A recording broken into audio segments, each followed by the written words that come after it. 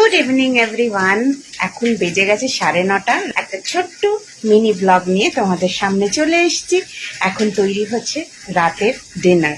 Dinner অবশ্য রাতেই হয়, এরকমই বলি, দুপুরের লাঞ্চ, রাতের ডিনার। ডিনারে হবে আজকে চানার তরকারি। আর আমার বাড়িতে কোনো রান্না হলে সেখানে আলু হবে না, এটা তো হতেই পারে না।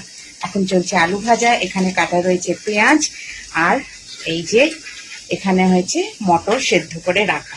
এখন আমি তৈরি করছি তুলসী পাতা, তালমিছরি, মধু দিয়ে একটা ওই স্যুপের মতন, বা ওই যেটা বলে রস, ওরকম।